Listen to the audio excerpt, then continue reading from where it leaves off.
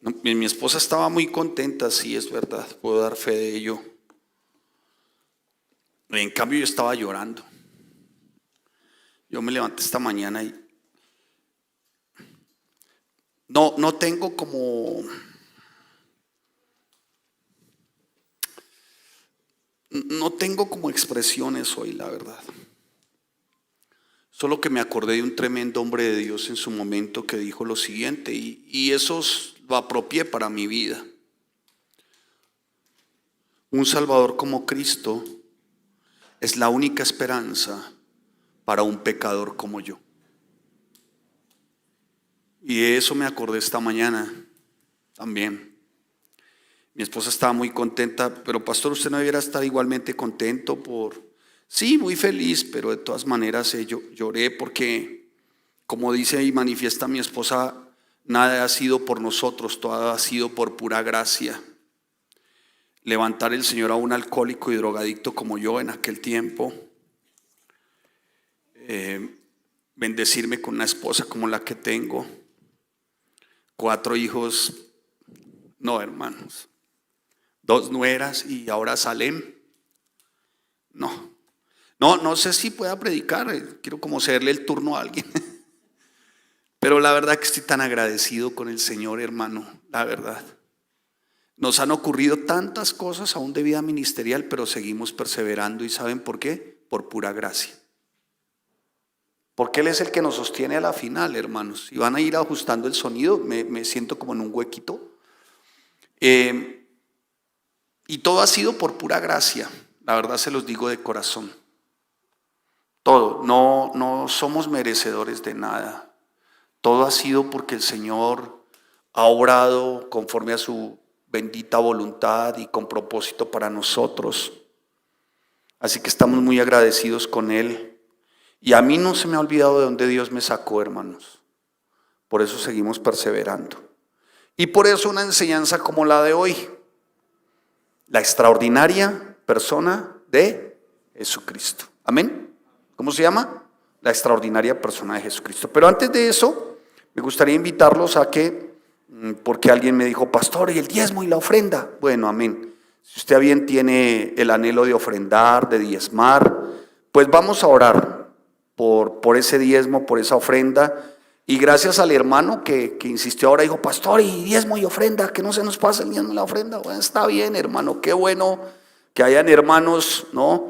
Como dice el apóstol Pablo a los filipenses, que aún abundan en ese fruto precioso llamado dar, como lo describe el apóstol Pablo en Filipenses capítulo 4, versículo 17. Gracias a cada hermano, a cada hermana que da para apoyar la obra del Señor. Esto es una expresión también tangible de fruto especial en el Espíritu, el dar. Así que vamos a orar. Señor, te damos gracias por cada hora alegre, por cada noble aportante que da sin esperar nada a cambio, no porque se le obliga, no porque de alguna manera se le está constriñendo, Señor, sino que da. Da porque es un fruto en el Espíritu, da porque esto de alguna forma, Señor, es fruto, como dice el apóstol Pablo, que abunda en ese corazón. El de ser generoso. Gracias, Señor, por cada uno que da con alegría y que lo hace con paz. Gracias, Señor, te damos en el nombre de tu Hijo amado Cristo, y que estos recursos, Señor, sigan siendo usados para que tu palabra siga corriendo. Te damos gracias en el nombre de tu Hijo amado Cristo. Amén y amén. Muy bien, pueden ofrendar, pueden diezmar. Mientras ofrendan y diezman y ustedes lo hacen de noble corazón, les anuncio que el próximo domingo estaremos acá también. Seguiremos en la exposición, en la predicación expositiva de la Carta de Santiago. Así que bienvenidos, no vengan solitos, traigan más invitados. Otro anuncio que tengo que hacerles también de alguna manera, haremos un tantito más de, digamos, como de énfasis más adelante, es con respecto al cumpleaños de la iglesia. La iglesia está cumpliendo 15 años el próximo 29 de junio. Así que todos cordialmente invitados con sus invitados. Tendremos un tiempo de alabanza muy especial y daremos gracias al Señor. Amén. Muy bien, dicho lo anterior, vaya a Juan capítulo 15, versículo 1 al 8, estaremos desarrollando Juan 15 del 1 al 8. Y vamos a ver a la extraordinaria persona de Jesús, pero haciendo la descripción de la extraordinaria persona de Jesús, vamos en nuestro desarrollo a preguntarnos, bueno, ¿y para qué nos sirve saber de la extraordinaria persona de Jesús? Debe haber algún beneficio, hermanos. Muy bien, leamos Juan del 15 del 1 al 8. Dice la palabra del Señor: yo soy, hablando Jesús, la vid verdadera, y mi Padre es el labrador. Todo pámpano que en mí no lleva fruto lo quitará, y todo aquel que lleva fruto lo limpiará, para que lleve más fruto. Ya vosotros estáis limpios, se está refiriendo el Señor a sus discípulos, a los que tenía ahí cerca, y a los que le habían aceptado como su Mesías, y a los que verdaderamente acuñaban las palabras que les estaba enseñando. Él les estaba diciendo en ese momento: ya vosotros estáis limpios. ¿Por qué, Señor Jesús? Preguntémosle. Y responde él: por la palabra que os he hablado. Permaneced en mí, dice el Señor Jesús. Y le está diciendo a quienes le seguían, esto es a sus discípulos y a los demás: y yo en vosotros. Como el pámpano no puede llevar fruto por sí mismo, si no permanece en la vid, así tampoco vosotros, si no permanecéis en mí. Yo soy la vid, vosotros los pámpanos. El que permanece en mí y yo en él, este lleva mucho fruto. Porque separados de mí, nada podéis hacer. Subraye nada. ¿Qué es nada? Nada. ¿Cierto? Nada. Versículo 6. El que en mí no permanece, el que en el ¿quién? No permanece, ¿será qué? Echado fuera como pámpano y se secará. Y los recogen y los echan en el fuego y ¿qué? Y arden. Si permanecéis en mí y mis palabras, esto es lo que les había enseñado, ya se los está reconfirmando una vez más, permanecen en vosotros. Ay, hermano, pedid todo lo que queréis y os será hecho. Yo cuando veo esto último, a veces pienso, y de verdad lamento también, que se enseñe lo último sin ir a lo primero. ¿Me estoy haciendo entender? Es que la palabra dice, algunos la anuncian: pidan todo lo que quieran y les será hecho. ¿No lo han escuchado? Pidan, que todo les será hecho. Pidan lo que quieran, que todo les será hecho. Sí, pero dentro del contexto y las palabras del Señor, ¿quiénes deben pedir y a quiénes les será hecho? Pues vamos a ver. Porque no podemos ser como tan alegrones, tan folclóricos cuando se trata de pedir y todo será hecho, como si nada más. Me encontré con esta frase por ahí, alguien se aporrió, sería. Le cayó el 20, como diría Armando Alducín. Me acordé de esta hermosa frase que acuñé también: cuando un pecador se arrepiente, hay fiesta en el cielo. ¿Me ayudas? Tengo un predicador aquí al ladito, está haciendo curso. Cuando un pecador se arrepiente, hay fiesta en el cielo. Pero esta fiesta no es en honor al pecador, sino en honor al Salvador Jesucristo. Amén. Lo que debiéramos de celebrar para este tiempo sería la persona de Cristo, hermanos, a quien debíamos de adorar y alabar y saltar y aplaudir. Sería en honor a la persona de Cristo.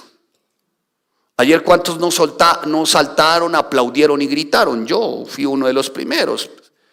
Celebré 3 ayer, 3. Salté como no se imaginan, hermanos. Ay, ahí dijo alguien amén. Bueno, el que entendió. Después les digo por qué. Pero celebré 3, hermano. Y canté y eso, salté y grité y aplaudí. Oye, ¿por qué con la persona de Jesucristo no, hermanos? Wow, ¿por qué no? Aparte hasta vengo todo del mejor color de la historia de la humanidad. Hacemos tantas cosas, hermanos, de verdad, Pero cuando se trata de Cristo, como que somos un tanto tacaños, como que somos un tanto recatados, digámoslo así, para no utilizar otro término. Pero amados santos, estos tiempos, y yo no digo estos días porque la verdad estoy un tanto sorprendido de todo lo que uno a veces ve. Estaba viendo, no sé, por aquellas cosas ayer en una ciudad que llaman la Ciudad Blanca, aquí en nuestra bella Colombia, cómo hacen curso. ¿Cuántos años tiene el nene? Desde los 6 añitos hacen curso para cargueritos. ¿Sabían ustedes? Desde los 6, 7 años les enseñan curso para cargueritos y a los 12 ya el niño es carguerito. ¿Sabe qué es un carguerito? De estos niños que se disfrazan y sobre sus hombros, ¿no? Llevan unas vigas, cuyas vigas y plataforma llevan una imagen. Yo decía, Dios. Y se preparan y dicen, no, las preparaciones en Mompox, en Popayán, en Tunja. Y el pueblo cristiano no, hermano. Como que para el pueblo cristiano Cristo es común y normal, común y corriente. Y hay algo que sí quiero, y quiero que el Señor también a través de su Espíritu nos llame la atención. Y es que no existen las semanas santas ni los días santos, hermanos. El único santo es el Señor. No existe un tiempo específico santo. El único que es santo es el Señor de todos los tiempos. ¿Me estoy haciendo entender, hermanos? Entonces, lo nuestro no puede ser como este hábito y esta vieja tradición. Entonces, como es Semana Santa, muchos dicen semana de recogimiento. Y yo decía, de recogimiento, venía con mi esposa y de aquí para abajo, hermano, no hay chuzo que no esté abierto. Suena el chino Diomedes, Chente y hay pola hasta que no más, hermano. Yo decía, tiempo de recogimiento. Por el amor de Dios, hermanos. Nosotros tenemos que desligarnos de esa tradición, de esa estructura mental, de que es Semana Santa y de que tú estás aquí porque es un día santo. No, tú estás aquí no por el día santo, sino por el Señor de los días, que Él es santo. Amén. Estamos aquí por eso, hermanos, santos y santas de Dios. La fe cristiana es fe en Jesucristo y su valor no radica en el que cree, sino en aquel en el cual se cree. No radica en aquel que confía, sino en aquel en el cual se confía. O sea, la centralidad de la Biblia en cuanto a nosotros para salvación se llama Jesucristo. No hay otro.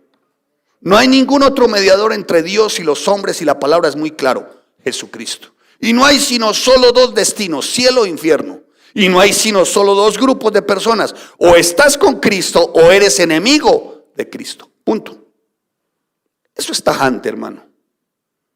Alguien podría decir, pero el musulmán, el budista, el metafísico, el gnóstico, el evolucionista es aquel que cree que venimos del mono y que mutamos de una especie a otra especie. Yo creo que se necesita más fe para creer que venimos del mono que para creer realmente que Dios es nuestro creador. La verdad, yo digo, cuando yo leo un ensayo, bueno, mi vida antes de ser creyente era tratar de refutar que Dios no existía. Y estudié filosofía y durante mucho tiempo intenté rebatir que Dios no existía. Y un tratado de Engels, que no se me olvida, en el parágrafo 4 de su ensayo sobre la evolución del hombre, del mono al hombre a través de sus manos, esto es del trabajo, dice Engels, hablando de quienes son supuestamente nuestros antepasados como nuestros hermanos peludos. Dice, a Dios, se necesita más fe para creer que esos son hermanos nuestros que para creer en Dios y en Jesucristo, en el cual hay salvación y vida eterna. Y alguien podrá decir en su momento, pastor, pero el musulmán, el budista, el metafísico, el gnóstico tienen fe incluso más de lo que un cristiano puede llegar a tener. Eso puede ser cierto, no lo voy a refutar. La abrumadora diferencia consiste en que por Cristo hay salvación y no por obras, sino por pura gracia. La fe cristiana es la única religión que tiene como ingrediente poderoso y magnánimo la gracia. El resto de las religiones es por obras. Y la gracia encarnada se llama Jesucristo. Mire, hermanos, algunos nos tildan de que somos dignos de lástima, decía alguien en su momento, porque todo lo que tienen es una fe como ciega. Tal acusación parece indicar que para convertirse en cristiano uno tiene que cometer suicidio intelectual, o sea, uno tiene que ser un ignorante y un analfabeta.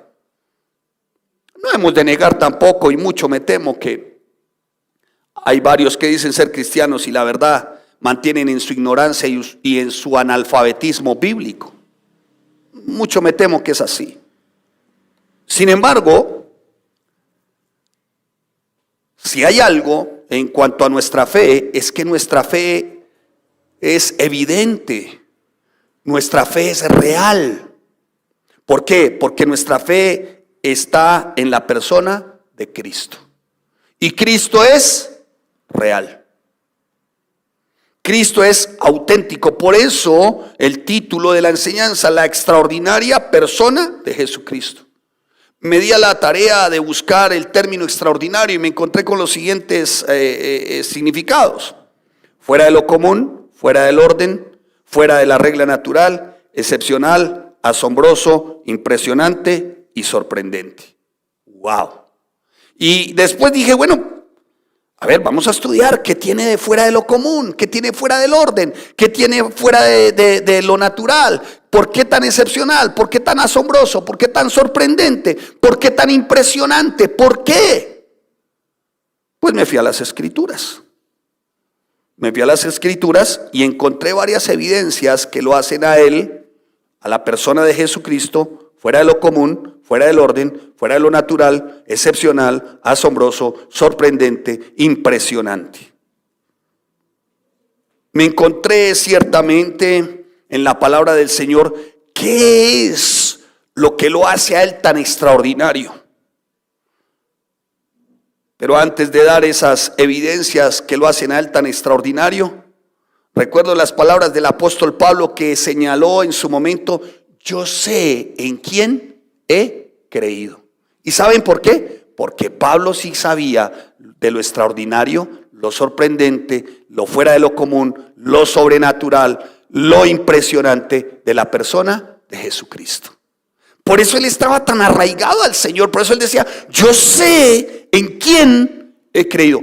Y nada ni nadie, como está escrito en Romanos, lo iba a separar del amor de Dios que es en Cristo Jesús. Por eso también nos llama a nosotros los cristianos a perseverar, a correr la buena carrera, a llegar hasta la meta, a no ser conformistas, a romper todo molde mental, toda estructura mental que nos lleve simplemente a tener una religión. Tenga usted claro que si Jesucristo es Señor y Salvador y es real, nosotros no tenemos una religión, nosotros tenemos una relación, porque Él es vivo, porque Él está vivo, hermanos, porque Él es real.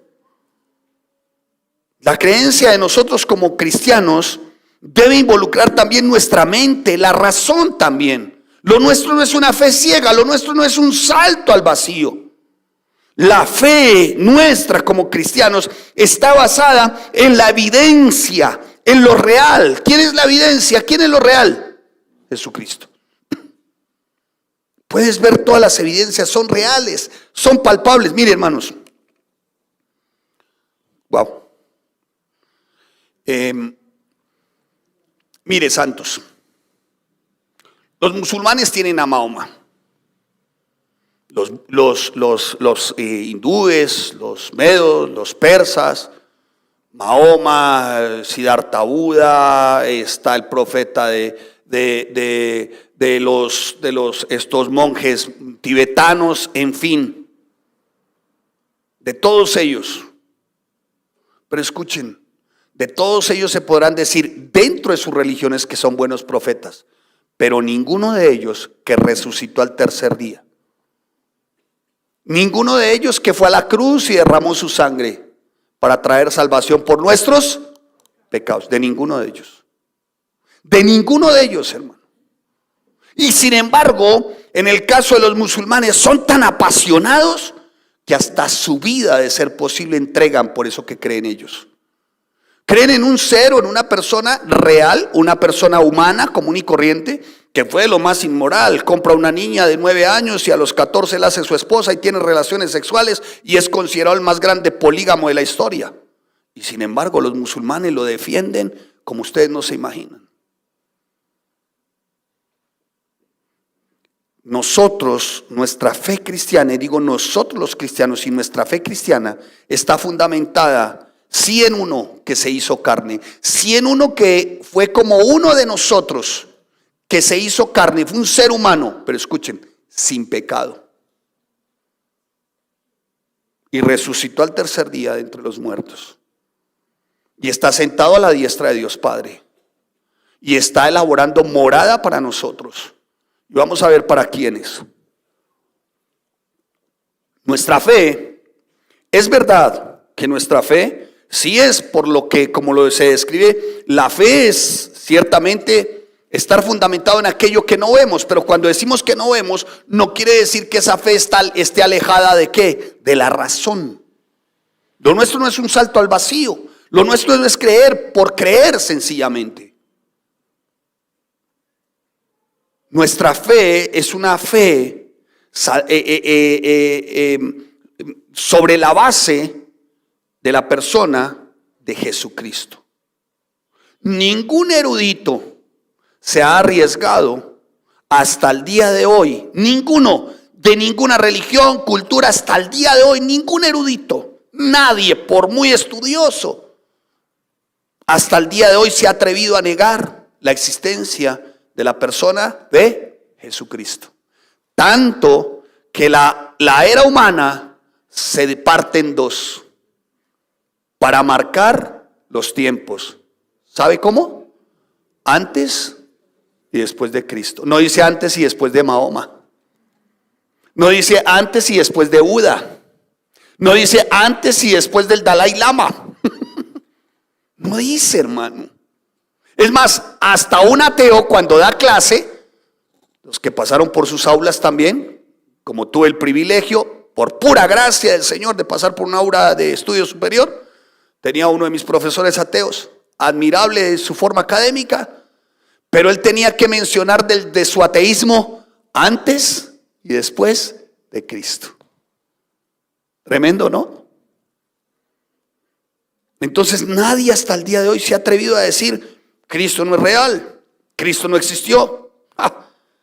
El Antiguo Testamento, escrito durante un periodo de aproximadamente, ¿qué diríamos? 1200 años, contiene alrededor de unas 300 referencias referentes a Jesucristo el Mesías, cumplidas todas también, y establecen una confirmación muy sólida de que Cristo es real. ¿De que Cristo es qué? Real. Desde lo que se había anunciado antes, cuando Él llega a la tierra en su primera venida, pero también es tan real como su segunda venida, porque déjeme decirle algo, vendrá por segunda vez.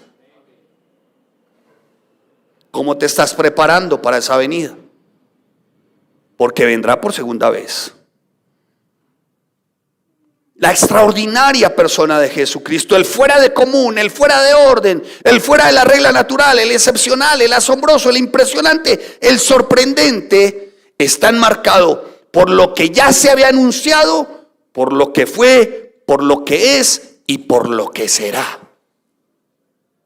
Veamos algunas evidencias que no se dan de ningún profeta de la historia de la humanidad, ni de ningún profeta de religión alguna. De ninguno se dice esto. Por ejemplo, vayamos rápido. ¿Para qué, pastor? ¿Y por qué esta reseña? Porque es muy importante que usted sepa a quién está asido. Porque es muy importante que usted sepa cuál es la vid verdadera. Porque es muy importante el que usted sepa por qué usted es una rama y tiene que dar fruto. ¿Por qué es importante, pastor? Lo es para que usted esté enterado de algo que es muy importante, y yo lo mencionaba ahora con alguien, y es que si decimos cristianos, damos fruto. La mentira más grande de la historia del cristianismo es la de un cristiano infructuoso, que no da fruto. Y vamos a ver qué significa eso. Pero ¿por qué estas evidencias, pastor? ¿Por qué tanta historia? ¿Por qué tanto cumplimiento de profecías en Cristo? ¿Para qué? Para que usted y yo tengamos muy claro quién es el sorprendente Jesús. Amén. ¿Me estoy haciendo entender? Vaya rápidamente ahí. ¿Trajo Biblia? Mire su Biblia. Esto sin Biblia, hermano, sería una fumada de marihuana. En Isaías 7:14. Busque Isaías. Vamos a ir rápidamente. Nos vamos a dar un bibliazo hoy a lo que da, hermano. Isaías capítulo 7, versículo 14. Isaías fue escrito 750 años antes de que Cristo estuviera aquí en la tierra. Y mire lo que dice Isaías con respecto a Cristo. ¿Qué dice Isaías 7:14? Isaías 7:14 con respecto a Cristo dice lo siguiente, amados santos de Dios.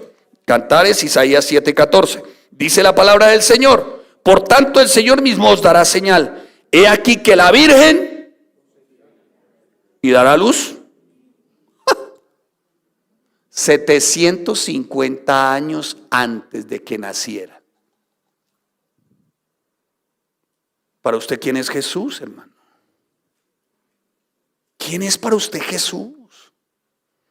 A mí a veces como que hasta me causa, no sé si cierta estado de, como le digo, como de sarcasmo, digámoslo así, para no decir algo indebido. Pero también me entristece por momentos. Cuando alguien se refiere a Jesús como mi chuchito. Ay, mi chuchis. Digo, chuchis la que tienes acá, hermano. Es así. Hueles bien mal por tu religiosidad, tu aparente religiosidad, hermano. Y mire cómo en Mateo capítulo 1, versículo 18, el primer libro ahí, después de Malaquías, en el 1:8, dice la palabra del Señor. Mateo capítulo 1, 18. El nacimiento de Jesucristo fue así: estando desposada María su madre con José, antes que se juntasen, se halló que había concebido del Espíritu Santo. ¿A quién había concebido? Jesucristo. 750 años antes Isaías lo había dicho. 750 años, 350 a 400 años antes, ya se había dicho dónde Jesús iba a nacer. ¿Lo quieren ver? Allá Miqueas, por favor. Miqueas en el Antiguo Testamento, uno de los profetas menores, Jonás, Miqueas, en el capítulo 5, versículo 2. Mire lo que dice la palabra del Señor. Pero tú, Belén de Éfrata, ¿se está refiriendo a quién? A un lugar. Belén de Éfrata. Pero tú, Belén de Éfrata, pequeña para estar entre las familias de Judá, era de lo más pequeñito en ese momento. De ti saldrá el que será Señor en Israel. Señor en Israel es una referencia a Jesucristo. En Mateo capítulo 2, versículo 1, cuando tú vas a Mateo 2, 1, tú te das cuenta, escucha cómo está la palabra, revísalo en tu Biblia, por favor. Dice, cuando Jesús nació en Belén. Vamos viendo quién es su Jesús. ¿Quién es nuestro Jesús? Será llamado Emanuel. Tú sabes que 750 años antes, una vez más la menciona Isaías, Isaías ya había dicho cómo se iba a llamar. Isaías capítulo 7, versículo 14. Dice la palabra del Señor. Por tanto, el Señor mismo os dará señal. He aquí que la Virgen concebirá y dará a luz un hijo y llamará su nombre. ¿Sabes qué significa Emanuel? Dios con nosotros. Dios con nosotros. Mateo capítulo 1, versículo 23. ¿Qué nombre entonces? Mírelo usted en el 1:23. Dice, aquí una virgen concebirá y dará a luz un hijo y llamará su nombre Emanuel, que traducido es Dios con nosotros.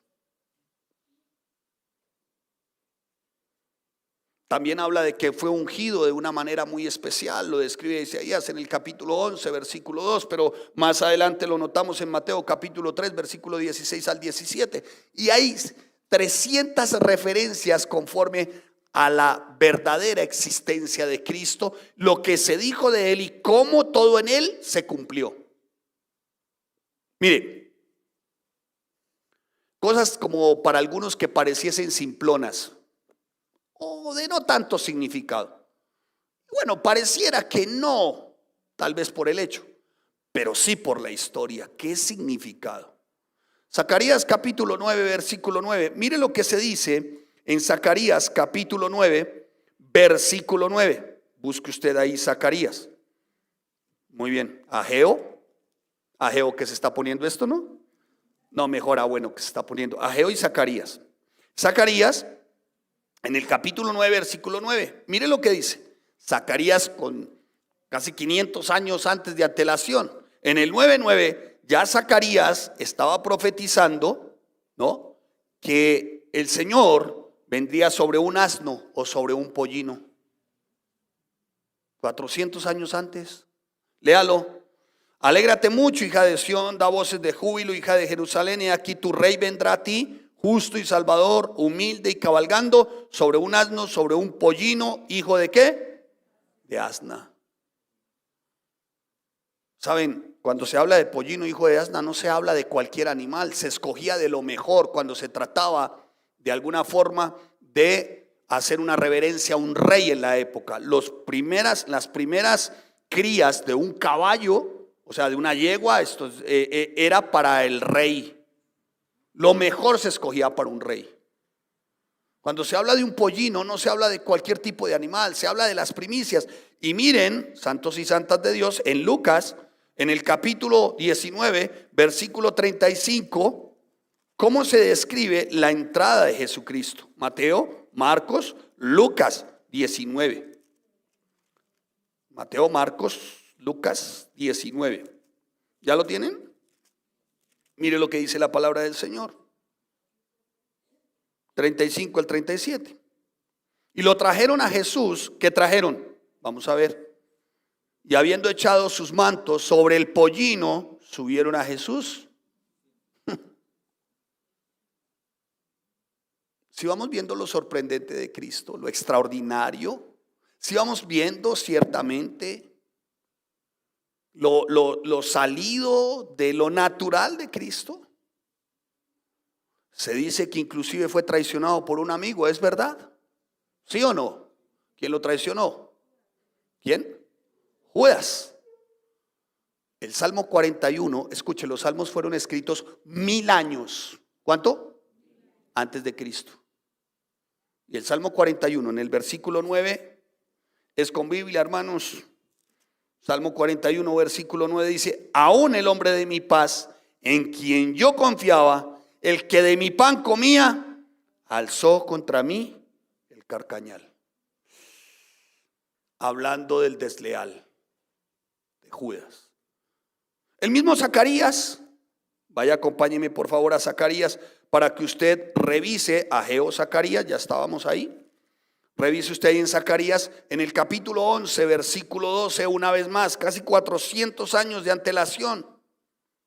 Zacarías ya estaba profetizando que a Cristo se le iba a vender por 30 piezas de plata. Mire, revise el 12, capítulo 11, versículo 12. Y les dije: si os parece bien, dadme mi salario, y si no, dejadlo. Y pesaron por mi salario 30 piezas de plata.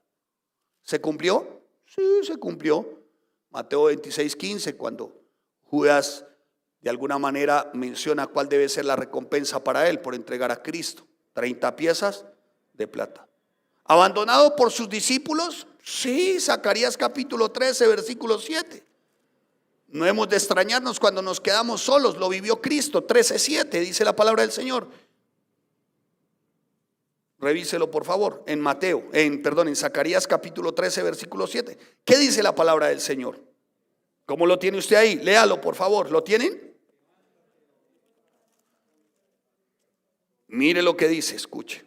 Mire lo que dice con respecto. Dice: levántate, oh espada, contra el pastor y contra el hombre compañero mío, dice Jehová de los ejércitos. Hiere al pastor y serán dispersadas las. Cristo, que llegó un momento en que quedó solo. Tiempo después se cumple en él. Marcos capítulo 14, 50 dice que él estaba solo, sus discípulos lo abandonaron. Atravesaron sus pies y sus manos. 1000 años antes, el salmista en el capítulo 22, Salmo 22, versículo 16, 1000 años antes.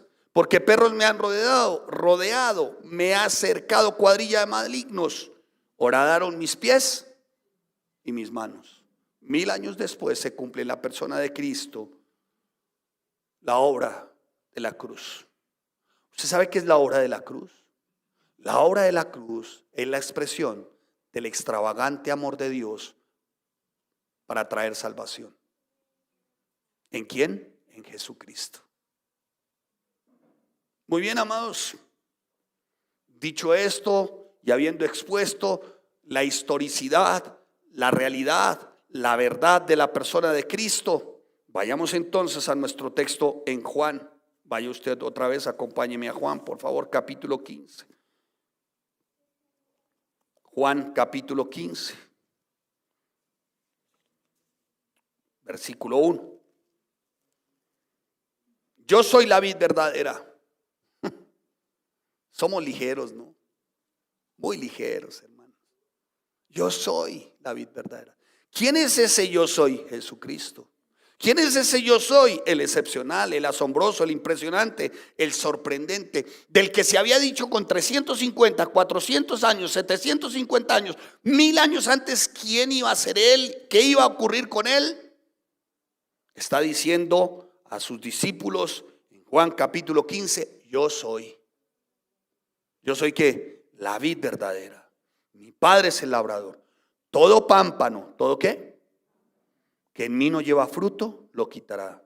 Y todo aquel que lleva fruto, lo limpiará para que lleve más fruto.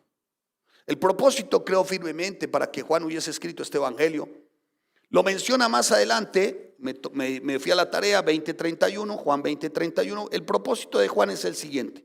Léalo usted, Juan 20:31. Pero estas cosas se han escrito. ¿Cuáles cosas? Mateo, Marcos, Lucas y Juan. ¿Vamos bien? Pero estas cosas se han escrito. ¿Cuáles cosas, Juan? Mateo, Marcos, Lucas y Juan. Juan 20:31. ¿Para qué se han escrito, Juan? Para que creáis. ¿En quién, Juan? Preguntémosle. En que Jesús es el Cristo, el Hijo de Dios. Y para que creyendo tengamos vida en su nombre. ¿De dónde procede la vida? De Jesús. La vida, cuando hablo de la vida, no solamente estoy hablando del aliento. Juan no solamente se está refiriendo a este forro, se está refiriendo a vida espiritual, a vida emocional, a vida en cuanto a lo moral. Hoy estamos en una sociedad completamente inmoral, corrompida y depravada. ¿En quién está la pureza? En Cristo. Hoy ya tenemos una clínica aquí para los papás que no sabían, en Chapinero, clínica de tratamiento hormonal para cambio de sexo, y entre los propósitos está que es para niños también entre los 8 a los 12 años, ahí está. Y el Estado tiene la obligación de proporcionarle el tratamiento. Si el niño determina de 8 a 10 o 12 años que es niña, ahí está. Y no les menciono el resto de lo que está dentro de esa, como diríamos, dentro de esto que quieren hacer con esta reforma de salud. Lo mío no es político, ni mucho menos, ni me interesa, pero lo que sí me interesa es lo depravado y corrompido que hay detrás de todo eso con respecto a nuestros niños y nuestras niñas.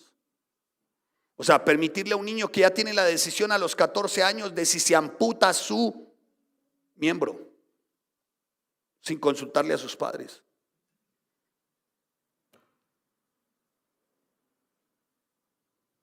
No sé si a usted esto no le asombra o le da igual. Pero definitivamente en Cristo está la vida, hermanos. En Cristo está la verdadera vida, hermanos. Él es la vid verdadera. Mi Padre dice, todo pámpano que en mí no lleva fruto lo quitará, y todo aquel que lleva fruto lo limpiará para que lleve más fruto.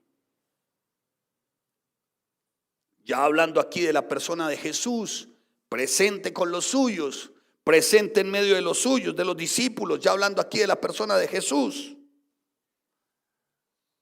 Y él se refiere a yo soy.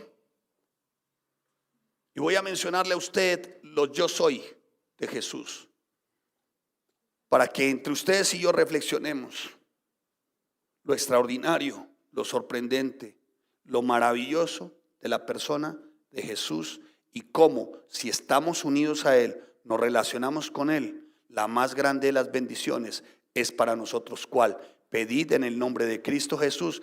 Todo lo que pidas en su nombre se nos dará. Pero para eso hay que conocerlo, ¿o no? ¿Sí o no? Ya vimos la parte de historicidad, sí. Ahora veamos la parte presente y cómo Él le enseña a sus discípulos quién es Él. ¿Quién dice que es Él? ¿Quién me dice? ¿Quién dice que es Él de acuerdo al texto? ¿Quién dice? Empieza por decir Él, yo soy. Yo soy. Yo soy significa no hay otro. Yo soy significa único. Yo soy significa incomparable. Pero bueno, Señor, ¿y quién digo? ¿Y quién voy a decir que eres tú? Y dice el Señor en el Antiguo Testamento, diles que yo soy, te envió. O sea, no admite nada. Y miren el yo soy. Vamos a ver. Y me llamó poderosamente la atención y me di a la bonita tarea. Y me encontré 7 yo soy. ¿Cuántos? Todo tiene un significado en la Biblia. Lo mío no es numerología ni nada de estas cosas raras. Pero sí en la Biblia, cada número tiene su significado. ¿Quieren saber todos los números de la Biblia y su significado? Sí, los invito a que estudien con nosotros. Los cursos de teología también. Voy a mencionar por qué el número 7. El número 7 es el número de la perfección. Y en la Biblia tú encuentras 7 yo soy expresados por Cristo. Como diciéndonos, el único perfecto soy yo. Vea usted, revíselo, familiar, amigo, persona que nos acompaña por primera vez. Dice la palabra, yo soy el pan de vida. Así lo describe en Juan capítulo 6, versículo 28. Pero también ya se veía venir que él era ese pan de vida. En Éxodo, en su momento, en el capítulo 16, el pueblo no tenía que comer. El Señor envía pan, y pan, ¿para qué? Para vida.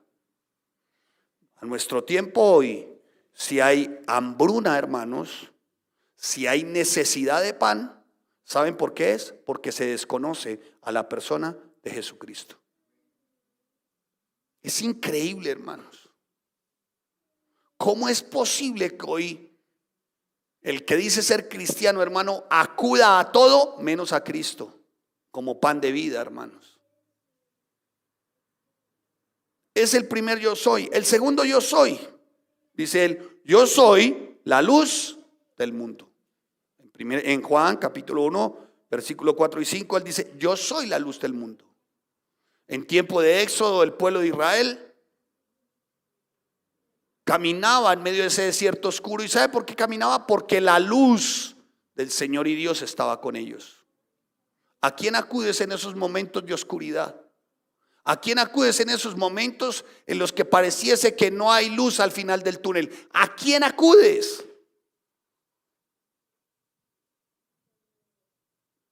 Y por eso tantas equivocaciones. ¿A quién acudes en esos momentos de afugia financiera? Por ejemplo. Muchos perdieron, y muchísimo, hace tantos años, no sé si lo recuerdan, con esto de pirámides y muchas otras cosas. Y la gente sigue insistiendo en lo mismo. Aún, sí, aún. Hace poco una pirámide ganadera, creo que. Y otras muchas más. ¿A quién acudes en esos momentos de oscuridad cuando tu matrimonio no ve luz al final del túnel? ¿A quién acudes? ¿A la doctora Corazón, al psicólogo de turno? ¿A quién acudes? ¿A quién acudes en esos momentos de desasosiego? ¿A Walter Mercado, Regina 11? ¿A quién acudes? Por el amor de Dios, estamos viendo a la sorprendente, extraordinaria, única, más maravillosa de todas las personas, Jesucristo. Pero ¿sabe el hombre por qué no lo hace? El ser humano, por arrogante, por autosuficiente, porque estar con Cristo demanda de humillación, de ser humildes y rendirnos, hermanos. Pero no queremos, el ser humano no quiere. Yo soy la puerta, dice la palabra, Juan 10 del 7 al 9, pero también el salmista ya lo había dicho. ¿Y qué significa puerta? La puerta que se abre para salvación.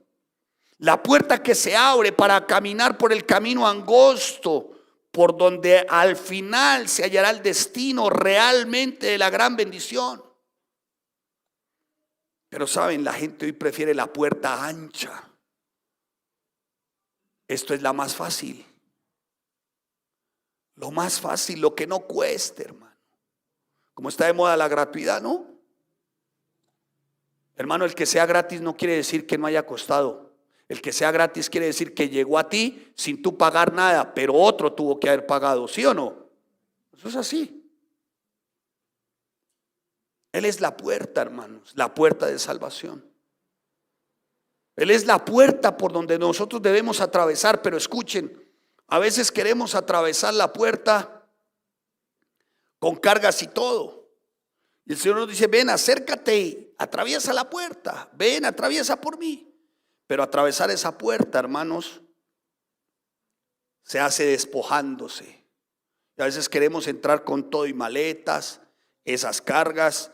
A veces queremos entrar con nuestros propios caprichos, con nuestros propios pensamientos. Yo lo hago así. ¿Por qué lo hace así? Porque yo soy así, punto. Yo soy así, punto. Es que los Pérez somos así. Hermano, queremos atravesar por la puerta, pero con todo y lo nuestro. Y escuche, para atravesar la puerta tienes que desprenderte, despojarte, tu orgullo, tu autosuficiencia, la arrogancia, prepotencia, la avaricia, la codicia. Él es la puerta. ¿Qué más dice? Él dice también, yo soy el buen pastor. ¿Cómo se denomina? Como el buen pastor, hermano. El que da la vida por sus ovejas. Quiero decirte, estás hoy aquí no porque tú querías o tal vez tenías una buena voluntad. No, tú no estás aquí por eso, tú estás aquí por pura gracia. Es porque el buen pastor te quiere pastorear. Punto. Porque nosotros las ovejas, bueno, nosotras las ovejas, a ver, un poco para que no suene como a insulto, ¿no? Vamos a mencionar mejor a las ovejas, ¿no? No a las de la iglesia. Mencionemos las ovejas. Son torpes. ¿Sabían usted? Hace un tiempo, hablándolo en serio, estuvimos donde unos amigos nuestros de apellido Pinzón, muy queridos ellos, viven en las montañas. Y ellos pensaron que el tema de ovejas les iba a resultar bueno, o sea, de ganancia y todo este rollo. Y entonces me dijo, pastor, yo me metí a criar ovejas. Uy, pastor, ¿quiere que le diga una cosa? Perdí mi plata, fracasé. Le dije, pero ¿por qué si las ovejitas se ven lindas, bonitas? Dijo, uy, pastor, dan que hacer como usted no se imagina. Le dije, porque dijo, primero son brutas, son torpes. ¿Cómo así, hijo? Sí, varias se me fueron por un despeñadero. Y yo le dije, ¿cómo así, hermano? Y en esa caminata, dijo, y íbamos por la caminata y me dijo, mire el despeñadero. Yo, uy, por ahí se fueron. Digo, sí. Le dije, pero si tienen que estar muy bruta para... Digo, sí, por ahí se fue. Varias. Otra metió la cabeza no sé cómo y al momento de alarla se la arrancó. Otra se dio como contra un barranco, un muro parece ser, y le pregunté a este noble hombre, me dijo, pastor, lo que pasa es que a ellas por lo general se le meten larvas en los canales de auditivos y esas larvas van creciendo y les causan un zumbido y ellas para evitar ese zumbido se dan contra las rocas hasta estrangularse ellas mismas, esnucarse en ellas mismas. Y entonces, ¿cómo hace para evitar? Le dijo, pastor, hay que aplicarles aceite en los... Razón tiene la palabra cuando dice, úngeme con aceite, ¿no? A uno como oveja, porque son muchos los zumbidos allá adentro, ¿o no? ¿No? ¿Aquí a nadie le zumban por dentro? Sí, eso le zumban. Ah, bueno, aquí adentro zumban y aquí al lado también hay muchos que zumban. Pero razón, Y le dije, bueno, pero dicen que lana, y todo. Dijo, no, pastor, eso es que lana ni que lana. Y eso cuando uno va a mirar, realmente eso se ven así, grandotas y lanudas, pero de carne cero, poco. O sea, en serio no puede ser, hijo, sí, es un pésimo negocio. Es un pésimo negocio. Y sabe que a veces como ovejas como que nos portamos así, preferimos los despeñaderos, tomar nuestro propio camino, hacer la nuestra. Mire, me dijo, las ovejas son tan tenaces que, por ejemplo, cuando una oveja ya está muy gordita, está muy lanuda y queda patas arriba, así se queda hasta que se muere porque no es capaz de darse la vuelta. ¿En serio? Sí, es tremendo. Y así somos nosotros, preferimos morirnos con la nuestra y patas arriba, pero no buscar al buen pastor, al cuidador de nuestras almas, al que entregó su vida por nosotros. Yo soy el camino, la verdad y la vida, dice el Señor en Juan capítulo 14, en el versículo 6. Yo soy el camino, la verdad y la vida. ¿Sabes que me encuentro con un artículo determinativo único? Es una redundancia. Yo soy él, ¿cómo dice? Yo soy él. Ahí no dice que él es uno de los caminos. Dice él. O sea, no hay otro. Yo soy el camino, la verdad. No hay otra verdad, solo es él. Y él no dice que son vidas, es la vida.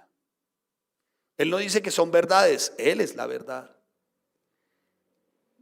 Hasta aquí podríamos expresar a la extraordinaria persona de Jesucristo, pero valdría la pena preguntarnos, bueno, ¿y esto para qué nos sirve? La respuesta, santos y santas de Dios, nuestra fe no está sino fundamentada en Cristo. ¿Y para qué nos sirve? Escuchen, para lo único que nos sirve, y hablando de fe, o sea, de confianza en Cristo, ¿para qué nos sirve? Para que vivamos en la esperanza de que nuestra salvación y nuestra vida eterna está asegurada. Para eso nos sirve. Ahora bien, valdría también la pena preguntarnos, ¿qué esperaría Él, Jesús, hoy de nosotros? Muy bien dicho, clara es, con respecto a soteriología, eso es el estudio de la salvación, que la salvación no es por obras, sino por pura. Pero escucha, si eres salvo, das obras. ¿Me hago entender? Si eres salvo, das fruto. Tú no puedes ser salvo y ser infructuoso. Tú no puedes ser salvo y decir no doy frutos. Tú no puedes decir soy salvo y no dar evidencia de que eres salvo. Es verdad. Lo repetimos hasta la saciedad. Es una doctrina básica, fundamental, la esoteriología, que significa estudio de la salvación, que como considera un gran estudioso, es el hilo dorado que como que acuña las demás doctrinas básicas fundamentales. Pero escuchen, es real, no lo vamos a refutar, no se refuta bajo ningún aspecto. Somos salvos por gracia, pero si dices que eres salvo, das evidencia, das fruto de que eres salvo, o de lo contrario eres como lo dijo un autor, vil hipócrita. No podemos decir salvos y no dar fruto. No podemos decir salvos y mantenernos en la misma condición de pecado. No puede ser, hermano. Un árbol bueno no da frutos malos, un árbol malo no da frutos buenos. Hoy con mi esposa, que lo mencionábamos tomándonos un cafecito, decía ella, puede usted orar por una mata de papa, todo lo que quiera orar, pisar, levantar, anular, decretar, todo lo que quiera. Esa mata de papa le va a dar. ¿Quién dijo manzanas? ¿Quién dijo? Hermano, venga, le explico por qué no. Usted no puede orar, hermano. ¿Cómo así? El árbol bueno da frutos, ¿qué? Buenos. O sea, si usted está ceñido a la vid, el Señor lo que espera es que si usted está ceñido a la vid, como está ceñido, se nutre, ¿sí o no? Pámpano, ¿qué es? A propósito, pámpano es la ramita. Me iba a traer un racimito de uvas, pero no las encontré, porque las uvas son para el 31 ¿de qué? Ah, se la saben. Pero pámpano es no, como digo, un tanto, perdónenme la expresión, un tanto folclórica y por momentos platanera. Pero pámpano es el palito, ¿no?, que va ceñido al tronco. Y ese pámpano, ese palito, de ese palito brotan otros y ahí el qué, el racimito, ¿sí? El racimito. Hermano, si decimos que Jesús es la vid y nosotros los pámpanos, ¿qué tipo de fruto damos? ¿Qué tipo de fruto damos? Damos fruto conforme al carácter de Cristo. Damos fruto conforme a la esencia que es ¿en quién? En Cristo. ¿O no? Es imposible decir cristiano y que estás unido a la vid y seguir fornicando, seguir adulterando, seguir mintiendo, seguir robando. Es imposible, hermano, decir fruto y seguir mintiendo, engañando. Pastor, pero pecamos todos los días. Sí, todos pecamos. Pero aquí la referencia es al pecado deliberado. Al que peca sin que ni le duela. Y si le duele es puro remordimiento. Y llora y fluido nasal, pero al mes vuelve a lo mismo, como la puerca lavada a la cochera. No, hermanos, ¿qué espera el Señor de nosotros? Ya les describí nuestra vid, ¿sí o no? ¿Se las describí? Evidencias de historia, históricas, sí es real. Después él mismo se describe como ¿quién? Como el yo soy.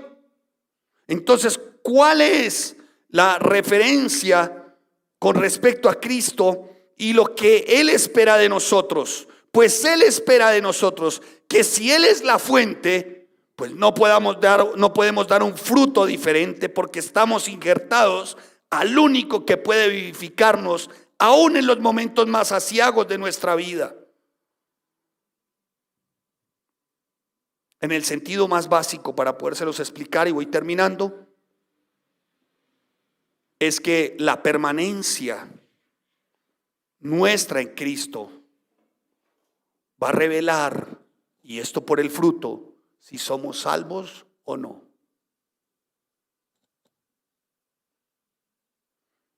Sí, hermanos, es verdad, una vez más, por quinta vez lo reitero, somos salvos por gracia, pero no hagas de la gracia algo barato. No puedes decir salvo por gracia, pero mantenerte en pecado. Por eso dice, mi Padre es el ¿qué? El labrador. Y Él se encarga, el papá, de limpiarnos. ¿De qué? De limpiarnos. Para que llevemos más ¿qué? Fruto. ¿Cuántos saben que ese tipo de limpieza duele o no? Duele. Cuando Él determina limpiar, limpiar significa como disciplinar. ¿Eso duele? Ay, hermano. Claro que duele. Cuando Él determina limpiar, quitar. Pero Él sabe por qué lo hace, para que llevemos más fruto. Porque Él sabe que una rama verdadera produce fruto. Porque Él sabe que se necesita limpiar. Porque Él sabe realmente que si limpia, pues lograremos ciertamente por esa obra del Padre en nosotros, aún lograremos que el amor por Cristo no solamente aumente, sino que nuestro amor por Cristo sea auténtico. Para eso Él nos quiere limpiar. Pero nos resistimos, hermano. Oye, que no, que vas para el despeñadero. Oye, que te quito esto. Cuando Él decide, mire, los no de Dios, yo aprendí que los no de Dios son de gran bendición. Cuando Dios te diga no, Señor, gracias. Hoy no lo entendemos, pero para respuestas, el tiempo. Ya sé por qué no, Señor. Gracias, mi buen Dios. Ya sé por qué no. Ya sé por qué tú quieres que yo permanezca en tu Hijo. Permaneced en mí, yo en vosotros, dice la palabra. Como el pámpano no puede llevar fruto por sí mismo si no permanece en la vid, así tampoco vosotros. Y aquí hay dos verdades que quisiera tocar con ustedes. La primera verdad es que todos los que dicen permanecer en Él dan fruto. Se lo acabo de decir a un hermano igual y se lo repito a ustedes por segunda vez. No existe una mentira más grande que la que un cristiano se diga que un cristiano es infructuoso. No puede ser. No puede ser, hermano. Es una verdad que somos salvos por pura gracia, pero tal operación de gracia que obró en nuestra salvación también debe obrar en nuestra conducta diaria. ¿Qué estamos celebrando? ¿Cuál Semana Santa? ¿Cuáles días santos? ¿Y tu comportamiento? ¿Es conforme a lo que dices con respecto a los días santos? Salen el 16 de octubre, que es el Día de la Virgen de Chiquinquirá. Ah, no es ese día, hermana, cuando corríjame. Salen un día de esos a celebrar la Virgen de Chiquinquirá. Y suena el pito, y suenan las cornetas, y suena todo. Le aseguro que hay más de uno que lleva al lado a una dama que no es su esposa.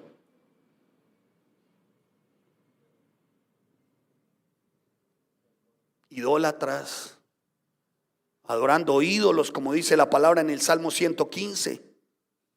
Tienen ojos pero no ven, tienen manos pero no palpan, tienen boca pero no hablan. Y los tales tienen lengua pero no la dominan. Bueno, eso no está en la Biblia, ¿no? Pero es verdad, hermanos.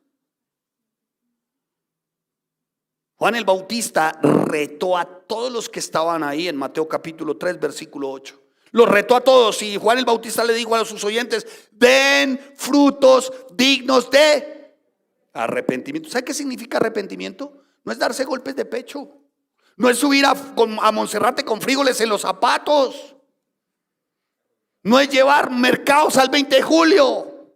Eso no es arrepentimiento. Eso es un acto hipócrita y religioso. Y le aseguro que va más de uno a llevar el mercado al 20 de julio con la que no es su esposa. Arrepentimiento significa transformación, cambio. Que cuando usted dice Cristo es mi Señor, su vida no vuelve a ser la misma. Queremos hijos, muchos quieren hijos rectos, íntegros, bien formados, transparentes, juiciosos. Pregunto, ¿esos hijos están nacidos a la vid? ¿Esos hijos han visto en los matrimonios que esos matrimonios están en Cristo? Entonces no le pida a su hijo algo que usted no hace porque usted no se ha alimentado en Cristo. No sea hipócrita, no exija lo que no ha dado. No es de Dios. Usted no puede exigir lo que no ha dado. Hijos, también mucho cuidado a no señalar y juzgar a sus padres porque se equivocan. ¿Cuántos saben que en el matrimonio hay diferencias? ¿Aquí nadie tiene diferencias como matrimonio? Uy, estoy en medio de angélicos, entonces gloria a Dios por los angélicos. Yo sí tengo diferencias, pero como tengo a Cristo, he aprendido a resolverlos en Cristo. Y eso es lo que tienen que aprender los hijos. Los hijos ven que hay diferencia entre los padres. Guarde su lengua, hijo, y más bien aprenda cómo es que su papá y su mamá lo resolvieron. Lo resolvieron en Cristo. De todo hay que enseñarle a estos muchachos. De todo, hermanos. Hijo, no te emborraches. Refutan muy tieso y muy majo. No te emborraches. Pero está haciendo esto. Voy a decirle algo. Su hijo jamás va a contar qué se bebió papá ni cuántas se bebió papá. Sencillamente su hijo va a ver a su papá borracho. Y eso es lo que marca. Entonces no le exija a sus hijos algo que ustedes no hacen o que no hacemos. No ha de ser así, hermanos. Lo mismo como discípulos, como pastores, como siervos. Nuestra conducta diaria. Jesús contrastó a los seguidores verdaderos de los falsos. Jesús les dijo: no es buen árbol el que da malos frutos, ni un árbol malo el que da buen fruto. No se puede considerar, escuche, alguien que dice que da buen fruto o que es un árbol bueno si su fruto es de chisme, de murmuración. Los jóvenes de la alabanza. Alguien le preguntó a un siervo de Dios tremendo del siglo XVII, y lo apunté aquí, lo tengo resaltado. Le dijo: maestro, pastor, alguien me está dando un consejo con respecto a mi vida y me está diciendo lo siguiente. Y el maestro prestó oído. Realmente lo que él no era un consejo lo que le estaba dando. Estaba murmurando y estaba chismeando. Respondió este hombre de Dios, lo tengo aquí apuntado: no se puede considerar consejero a un ignorante y analfabeta bíblico. El tal debe ser considerado chismoso, un enviado del diablo. Yo a nadie le he dicho eso, pero me asombra cómo lo dice este hombre. La segunda verdad, los jóvenes de la alabanza, es que no podemos dar fruto por nosotros mismos si se trata de frutos buenos.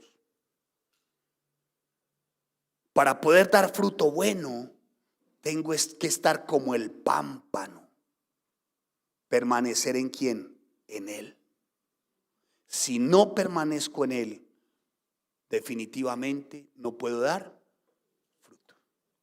Y el fruto tiene que ver con fruto de calidad espiritual, como lo describe el apóstol Pablo a los Gálatas en el capítulo 5, versículo 22 al 23, y menciona el fruto: amor, paz, gozo, benignidad, mansedumbre, paciencia, templanza, fe. Contra tales cosas no hay ley, dice el apóstol Pablo. Pero el fruto que se determina de verdad de calidad es el fruto espiritual. Y a partir del fruto espiritual, nuestra conducta externa. Nadie podrá decir: sí, yo tengo fruto espiritual. Ay, son todos contemplativos y ponen cara de virgen de pueblo. Ay, o ponen cara de santos alumbrados con querosene. Ay, yo doy frutos espirituales. Se queda como en el nihilismo, en la contemplación, pero sus acciones son todo lo contrario. Si dices fruto espiritual, la conducta externa se ha de notar.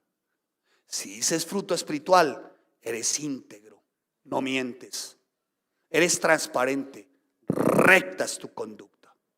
¿Que nos equivocamos? Sí, todos. El que dice que no peca hacia Dios, mentiroso. Todos pecamos, pero no perseveramos en tan viles pecados. Amados santos de Dios, dicho esto, definamos entonces fruto de acuerdo a lo de la vid, como no solamente el comportamiento justo y santo externo, que también debe honrar a Dios, sino también fruto es nuestra muestra de arrepentimiento, que significa una vida transformada. ¿Qué debemos de celebrar en este tiempo? Que es en la persona de Jesucristo en quien nuestra vida, y solo en Él, puede ser transformada. Amén. ¿Sí me estoy haciendo entender? ¿Notan la diferencia? Hermano, Semana Santa o días santos o años santos o lo que quiera, no es para determinar simplemente un tiempo, es para que tú también lo seas. Santo significa apartado para Dios, separado del pecado. Eso es, amados santos y santas de Dios. En Cristo Jesús fuimos diseñados, dice el apóstol Pablo. Se lo dice a los colosenses en Efesios capítulo 2, versículo 10. Fuimos creados por Él. Somos cristianos para Él. ¿Para qué, Pablo? Para buenas obras. ¿Cómo tratas a tu esposa? Para empezar, ya que estamos en Jueves Santo. A tus hijos.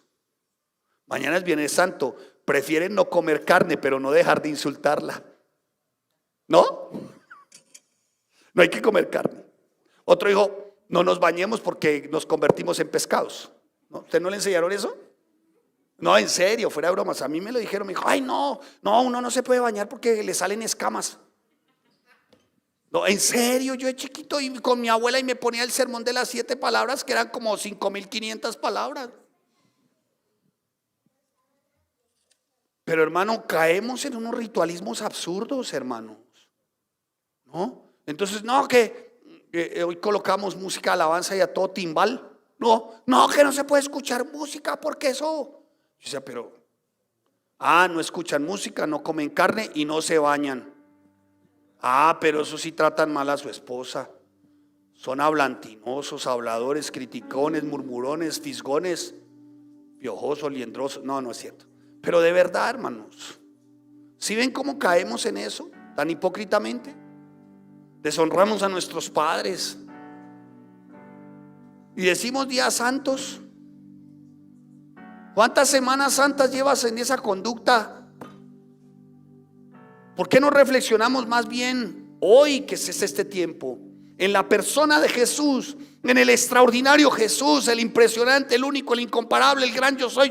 ¿Por qué no reflexionamos y hacemos que en Él nuestra vida sea ¿qué? Transformada. Ya no más, no está cansado con el peso de la religiosidad, de la mentira, del engaño, de la avaricia, de la codicia. No están cansados. Él es la puerta, Él es el pan, Él es la luz, Él es la verdad, el camino, Él es la vida. Él es el buen pastor que da su vida por sus ovejas. Por el amor de Dios, iglesia, todo tiene que estar fundamentado en la palabra de Jesucristo. Si no permanecemos en Él, no damos fruto. Y escuche, termina el Señor Jesús con la más especial, maravillosa, extraordinaria de las promesas. Así como Él es, son sus promesas. Y escuche lo que dice. Escuche lo que dice el Señor Jesús.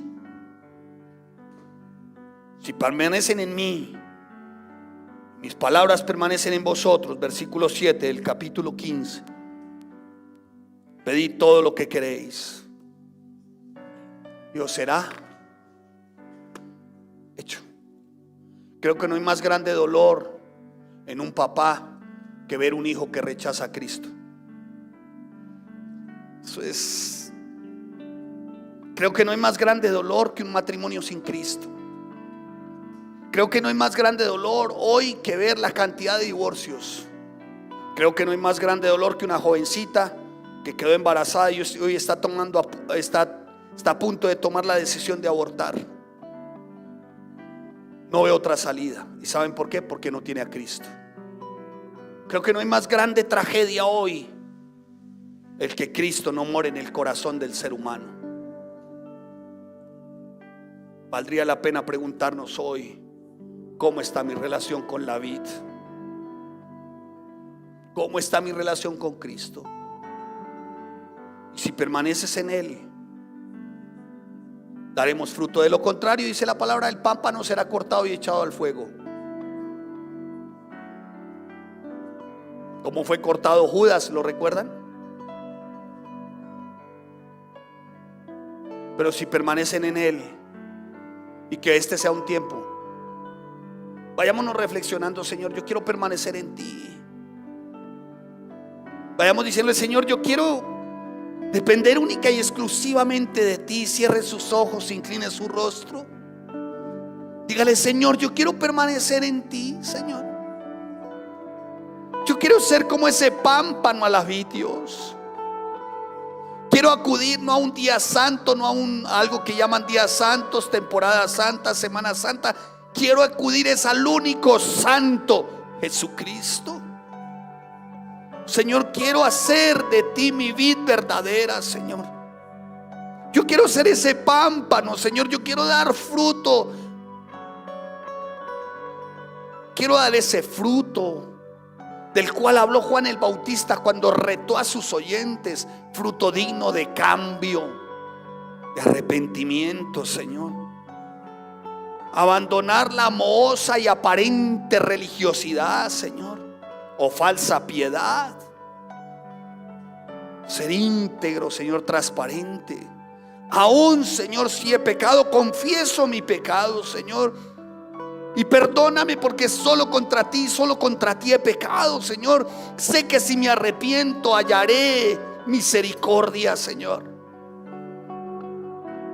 Hoy, Señor, sé que eres real. Desde la historia, desde 1000 años antes, 750, 400, no sé tantos años, Señor, ya se hablaba de ti, Señor. y viniste por primera vez y eres real, estás sentado a la derecha de Dios Padre. Eso es real. Y vendrás por segunda vez. Es una realidad, Señor. Pero mientras todo esto ocurre, oh Dios, por favor, Señor Jesús, que yo esté asido a ti, que yo tenga una relación contigo, Señor.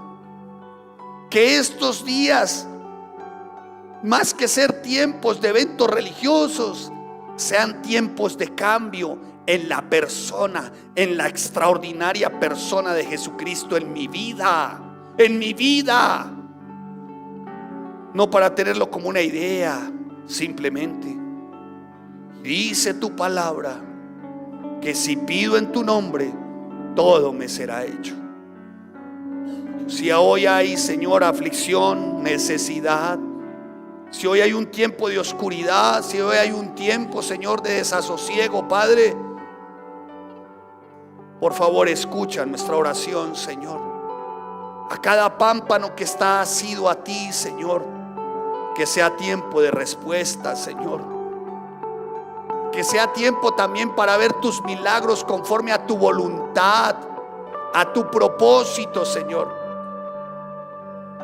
Que sea respuesta a una oración genuina, auténtica, no egoísta o materialista, Señor, sino una oración, Señor, donde se clama por hijos inconversos, donde se clama por matrimonios que están a punto de dividirse, donde se clama, Señor, por esa jovencita que está a punto de abortar. Por favor, Señor, donde se clama para que tu iglesia siga siendo guardada de todo dardo del enemigo, Señor. Donde se clama para que tu iglesia, Señor, siga viviendo sin mancha y sin arruga. Donde se clama para que tú sigas añadiendo a la iglesia a todos aquellos que han de ser salvos, Señor. Ponga la mano en su corazón como un acto no místico, sino como de fe y de confianza. Dígale: Señor, hoy te entrego mi corazón, Señor. Hoy quiero vivir asido a ti, Señor, en comunión contigo, mi Jesús. Tú eres mi buen pastor, tú eres mi pan, tú eres mi luz, tú eres mi puerta, tú eres mi camino, mi verdad, tú eres mi vida. Gracias, Señor Jesús, por este tiempo. Y ayúdame, Señor, cuando me falten las fuerzas, aun cuando caiga, Señor, sé que tú estarás para levantarme. Gracias por este tiempo, Señor. Gracias te damos, Padre. Y celebramos hoy, Señor, a la extraordinaria persona de Jesucristo, viva, real, eficaz con nosotros. Gracias por la presencia de tu Espíritu Santo, Señor. Muchas gracias, Señor. En Cristo Jesús. Amén y amén.